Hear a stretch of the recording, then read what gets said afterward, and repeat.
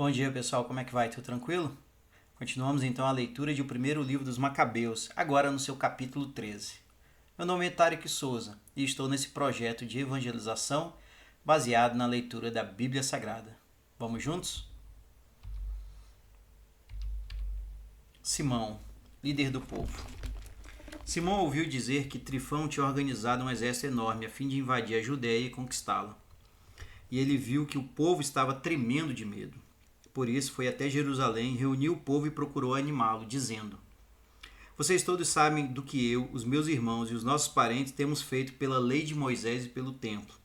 Vocês sabem das nossas lutas e dos nossos sofrimentos.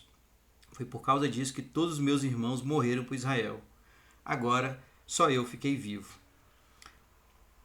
Mas eu não sou melhor do que os meus irmãos e não quero que ninguém pense que eu procurei salvar minha vida em tempos de perigo. Pelo contrário, eu vou vingar o meu povo, o templo e as esposas e os filhos de vocês, pois todos os povos pagãos nos odeiam e se ajuntaram para acabar conosco. Ao ouvirem isso, todos ficarão animados e responderam em voz alta: De agora em diante, você é o nosso líder no lugar de seus irmãos Judas e Jonatas. Seja o nosso comandante nas batalhas e nós faremos tudo o que você mandar. Simão reuniu todos os soldados e tratou de terminar depressa a construção das muralhas de Jerusalém e de construir defesas ao redor da cidade. E enviou Jonatas, filho de Abisalão, com um forte exército a Jope. Jonatas expulsou os moradores da cidade e ficou ali com os seus soldados. A morte de Jonatas. Trifão saiu de Ptolemaida para invadir a Judéia. Ia com um exército enorme, levando consigo Jonatas Macabeu como prisioneiro. Simão e o seu exército acamparam em Adida, em frente da planície. Trifão ouviu dizer que Simão tinha ficado no lugar do seu irmão Jonatas como chefe do povo judeu, que estava pronto para lutar contra ele.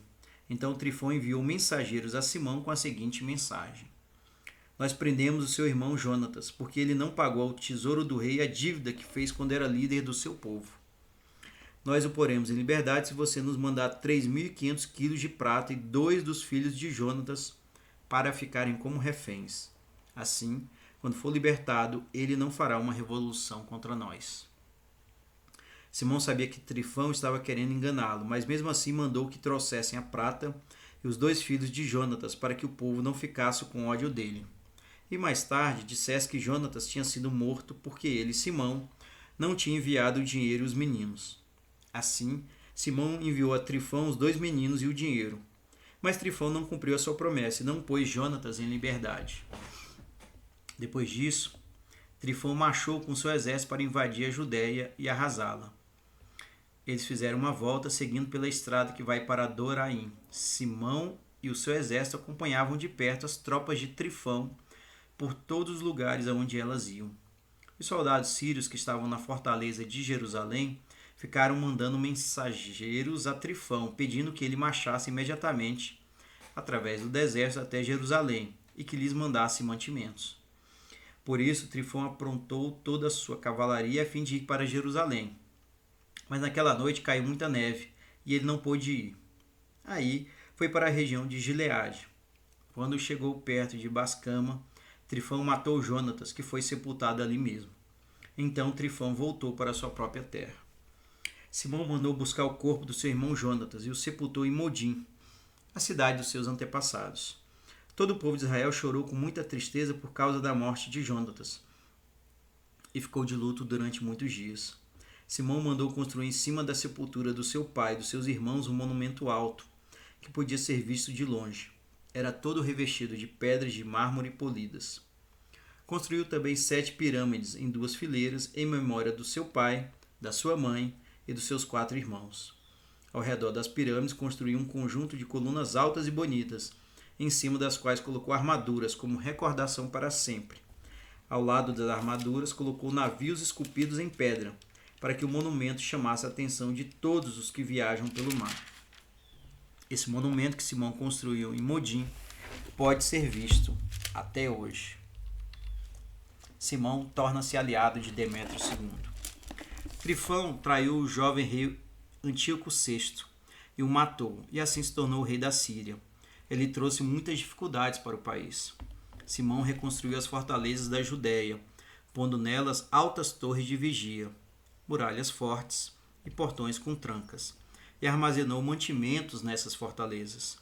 Depois, escolheu alguns homens e os mandou ao rei Demétrio II, a fim de pedir que ele parasse de cobrar os impostos e as taxas, pois Trifão continuava roubando e explorando os judeus.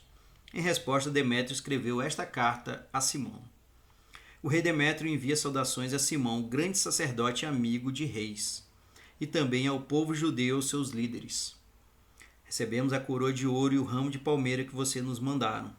Estamos prontos para fazer paz completa com vocês e para escrever aos nossos funcionários, dando-lhes ordens para não cobrarem mais os impostos que vocês estão pagando.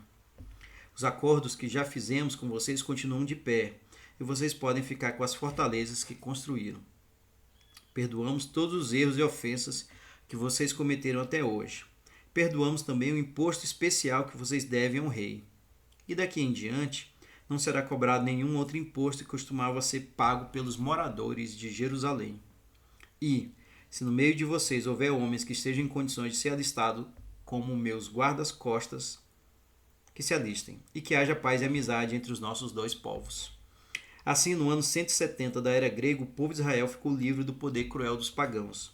E os judeus começaram a escrever nos seus documentos e acordos o seguinte: no ano 1º de Simão, grande sacerdote, chefe militar e civil dos judeus. Lutas de Simão. Naquele tempo, Simão acampou com seu exército em frente da cidade de Gezer, e as suas tropas a cercaram.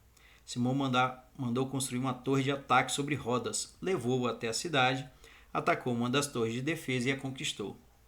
Os soldados que estavam na torre de ataque se espalharam pela cidade, criando uma grande confusão.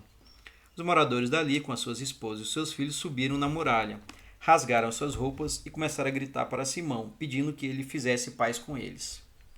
Eles disseram: não nos trate de acordo com as nossas maldades, mas de acordo com a sua misericórdia. Simão concordou e mandou que os seus soldados parassem de lutar.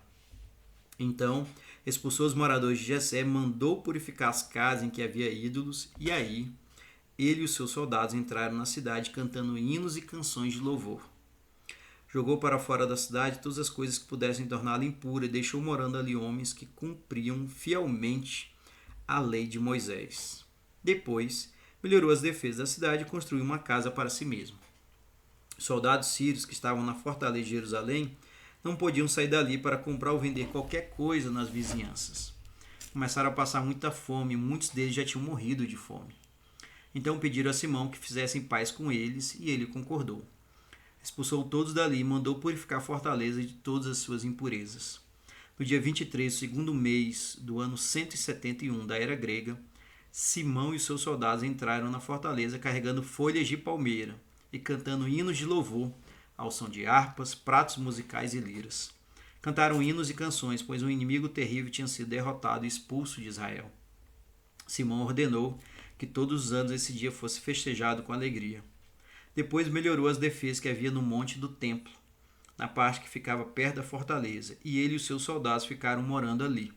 Seu filho João era agora um homem feito, por isso Simão o colocou como comandante de todas as tropas, e João ficou morando em Gezer. Esse foi então, pessoal, o capítulo 13 do livro dos Macabeus.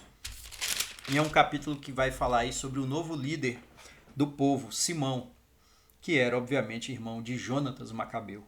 Naquele momento, os pais de Simão e os seus 4 irmãos já tinham morrido. Ele era o último. Simão Macabeu era o último líder, o grande sacerdote daquele povo.